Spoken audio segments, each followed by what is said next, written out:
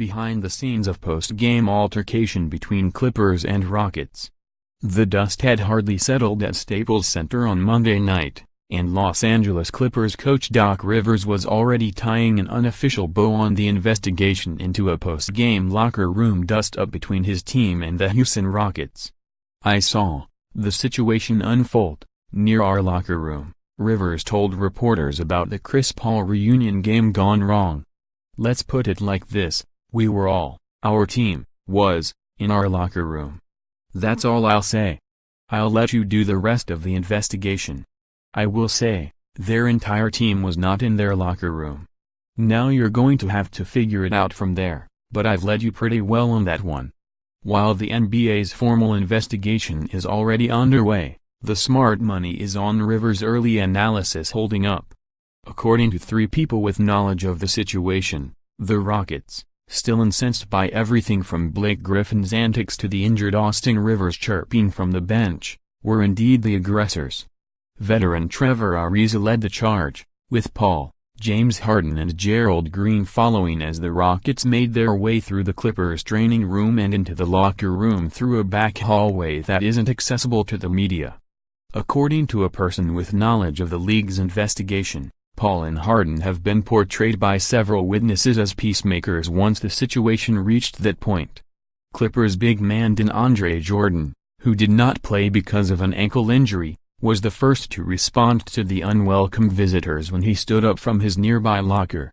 Words were exchanged, with always outspoken Clippers point guard Pat Beverly among the most vocal. With staff members closing the front door of the locker room so that Rockets in the hallway couldn't enter from that direction, Clippers security officials intervened before any punches were thrown. There's nothing secret about the path the Rockets players took. It is commonly used as a place for players on different teams to socialize or for league officials to move more freely when the main hallway gets crowded during the playoffs.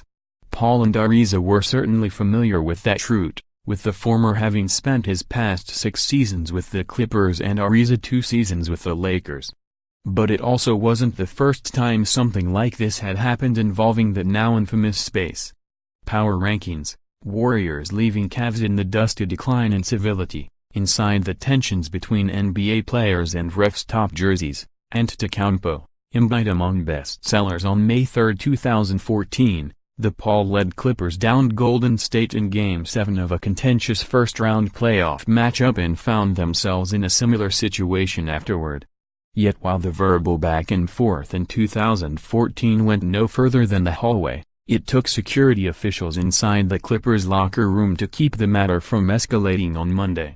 The on-court sparks that led to it were easy to see: Griffin bumping into Rockets coach Mike D'Antoni late in the fourth quarter as he argued with an official, which led to the player and coach exchanging harsh words, Ariza ripping Griffin's leg tight during play soon thereafter, with the wardrobe malfunction adding to the WWE-style scene. Austin Rivers, whose presence has been seen by some as an obstacle to Doc's relationships with players like Paul, engaging in a shouting match with Ariza that led to Griffin bumping Ariza on the floor. So, why all the angst between these teams? Emotions were bound to be raw because of Paul's return. He not only forced a trade to the Rockets in late June but also later criticized the Clippers' culture during an ESPN show, produced by his brother, CJ, that offered a behind-the-scenes look at his decision. That sentiment didn't sit well with the Clippers, Doc Rivers firing back, "When you leave, just leave." Griffin, who became the face of the franchise again by signing a 5-year, $175 million deal with the Clippers last summer, surely bristled at those comments too. What's more, Paul's sentiment on his way out painted a far different picture than the better-now-than-ever perspective he shared with USA Today Sports during his last season. The animus toward Austin Rivers is nothing new. The 25-year-old guard has been a lightning rod of sorts since joining the Clippers via trade in January 2015, thus becoming the first son in NBA history to play for his father. Not long after Paul's departure, a report on ESPN said Doc's treatment of Austin was a driving force behind his decision to leave. At the time, Austin told USA Today the report was bull expletive and said he had a 40-minute phone conversation with Paul to clear the air. All of it came bubbling to the surface in those final few minutes on the floor, and then again in the Clippers' locker room where all that bluster came pouring out. In due time, though, the NBA will have the final word. Follow USA Today Sports' Sam Amick on Twitter @Sam_Amick.